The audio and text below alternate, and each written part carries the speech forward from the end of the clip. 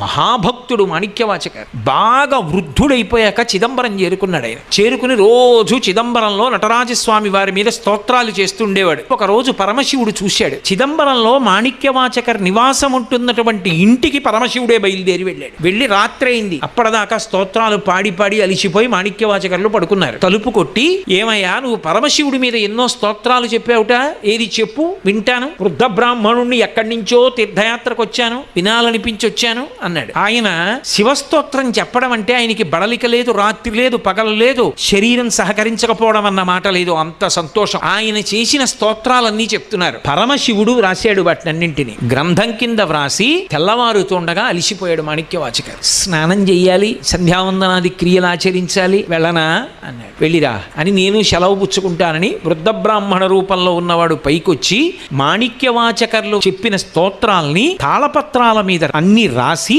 వాటికి తాడు కట్టి చిదంబరంలో ఆకాశలింగం ఉన్నటువంటి ద్వారం దగ్గర పెట్టేసి దాని మీద నందీశ్వరుడు యొక్క ముద్ర గుద్ది వెళ్ళిపోయాడు. తెల్లవారుజామున అర్చకులు తలుపులు తీయడానికి వచ్చారు. ఏవో తాళపత్ర గ్రంథాలు ఉన్నాయి, ఎత్తి చూశారు. దాని మీద నంది ముద్రలు ఉన్నాయి. అమ్మ బాబోయ్, నంది ముద్రలు ఉన్నాయి, రాత్రి ఎవరు పట్టుకొచ్చి పెట్టారోనని తెల్లబోయి జాగ్రత్తగా విప్పి చూశారు. పరమశివుడి మీద స్తోత్రాలు. అందులో కొన్ని గుర్తుపట్టారు మాణిక్యవాచకర్లని. అందులో పరమశివుడు తన స్వదస్తూరితో పీఠిక వ్రాశాడు. ఈ వ్యక్తికి తల్లిదండ్రులు పెట్టిన పేరు వేరొకటి, కానీ ఈయన నోటి వెంట వచ్చిన మాటలు మాటలకు మాణిక్యములు. అవి కాలమునందు రచనలుగా ఉండకపోతే రేపు ఈయన శరీరం విడిచిపెట్టేసిన తరువాత అలా చెప్పేవాడు లేడని, అలా పాడగలిగిన వాడు లేడని, అలా అందించగలిగిన వాడు లేడని ఆయన చెప్పినవన్నీ రాత్రి కూర్చుని నేనే స్వయంగా వ్రాశాను, వ్రాసి తెచ్చి ఇక్కడ పెడుతున్నాను నటరాజు అని దస్తూరి చేశాడు. చేస్తే సంతోషపడిపోయి అర్చకులు మాణిక్యవాచకర్ ఇంటికి పరిగెత్తారు.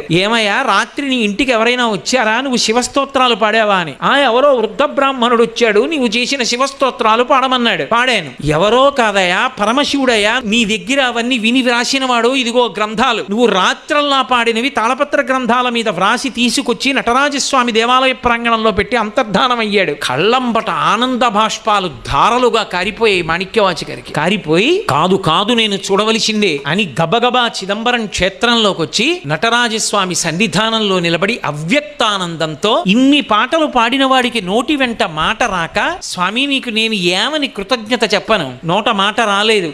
అవ్యక్తానందంతో నటరాజస్వామి ముందు నిలబడిపోయి కన్నుల వెంట నీరు కారుస్తూ రెండు చేతులు ఇలా పెట్టి నిలబడిపోయాడు. ఆ ఆనందానుభూతిలో ఆయన ఉండగా ఆయనలోంచి దివ్యమైనటువంటి జ్యోతి అందరూ చూస్తుండగా బయలుదేరి, అందరూ చూస్తుండగా చిదంబర క్షేత్రంలో మాణిక్యవాచకర్లోంచి జ్యోతి లేచి నటరాజస్వామిలో కలిసిపోయింది.